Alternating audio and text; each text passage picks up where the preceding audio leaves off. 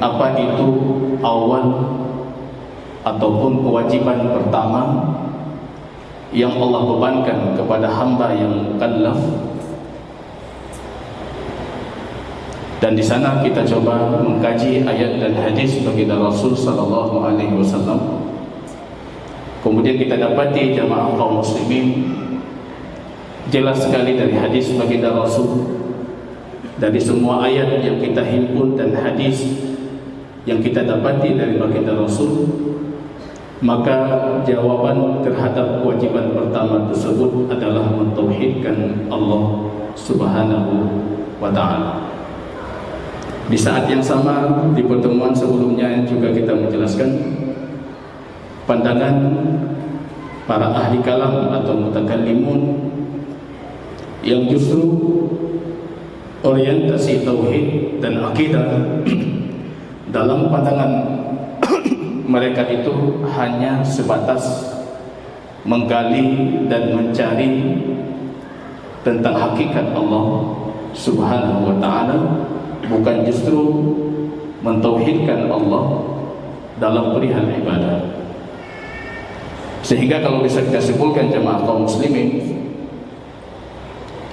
selain pemahaman salafus salih, pemahaman ahlus sunnah wal jamaah, atau pemahaman mereka para ahli kalam, mereka yang meyakini justru kewajiban pertama hamba itu melihat ayat-ayat kauniyah Allah, sehingga kita bisa menggali dan mendapatkan nilai kebesaran Allah, ataupun dari sana kita bisa mengenal Allah Subhanahu wa ta'ala. Kalau perihal seperti itu keyakinannya, kita mungkin akan mempertentangkan pernyataan itu dengan banyak hadis baginda Rasul sallallahu alaihi wasallam. Barangkali di kepala kita hadis Al-Imam Al-Bukhari, lamma ata Abu Talib al-wafat, ketika Abu Talib itu didatangi kematiannya, ajalnya datang baginda Rasul sallallahu alaihi wasallam. Apa yang diperintahkan oleh Rasul kepada Abu Talib? Apa kata Rasul?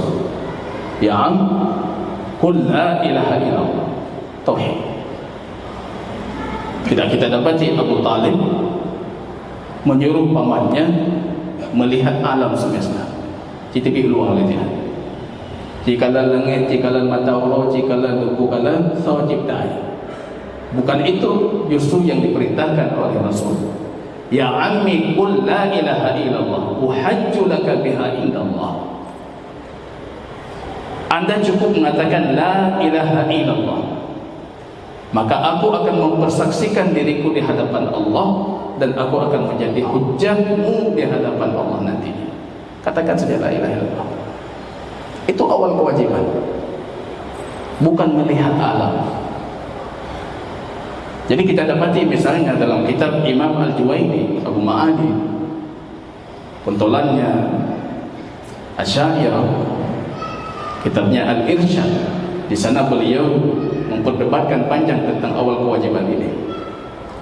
Kemudian di akhirnya beliau sendiri masuk ke dalam ranah kebingungan ketika mendiskusikan bagaimana sekiranya kalau orang sedang melihat alam, sedang mentadabburi dan bertafakkur terhadap ayat kauniyah Allah, tiba-tiba wafat, la ilaha illallah belum diucapkan, mukmin tidak dia?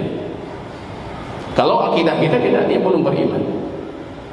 Kalau anda mengatakan la ilaha illallah khalisan liwajhillah, ikhlas, terpenuhi syarat, tiba pertemuan selanjutnya bagaimana la ilaha illallah itu konsekuensi dan syaratnya. Kalau anda mengucapkan itu, man kana akhiru kalamihi la ilaha illallah dakhala jannah, dia masuk surga. Cukup la ilaha illallah, Pak. Awal wajib, kewajiban pertama, wa akhir wajib, kewajiban terakhir. Sampai terakhir, Pak, itu kewajiban kita, Pak. Jadi kita masih punya tugas yang sudah mengatakan la ilaha illallah itu, menjaga komitmen terhadap la ilaha illallah sampai akhir kalami la ilaha illallah. akhir ucapan yang keluar dari mulut kita itu la ilaha illallah. Itu kita punya tugas itu, komitmen itu. Nanti akan kita belajar di pertemuan selanjutnya tentang syaratnya. Kalau akhir kalamihi la ilaha illallah, kata Rasul, dakhala al-jannah, masuk syurga. Anda belum mentadabburi alam, tidak masalah. Kalau Imam Juwaini mengatakan tadabbur saya tidak cukup, harus berniat untuk tadabbur. Rupanya jamaah, kalau kita telusuri pemikiran ini, kita dapati rupanya itu sisa dari syubhat akidah Mu'tazilah yang ada pada akidah Asy'ariyah itu. Orang Mu'tazilah itu punya prinsip al-kasab. Kasab itu maksudnya orang itu cuma diberi ganjaran pahala atau dosa keburukan kalau dia melakukannya secara kasab. Dia melakukan sendiri usahanya. Kalau kita mengatakan beriman kepada Allah dengan fitrah, menurut mereka tidak dapat pahala karena itu fitrah, bukan kasab, bukan usaha. Maka harus cari Allah dulu.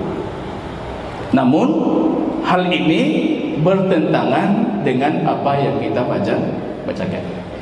Bukan bertentangan dengan syariah baginda Rasul Muhammad. Justru bertentangan dengan syariah para nabi-nabi sebelumnya.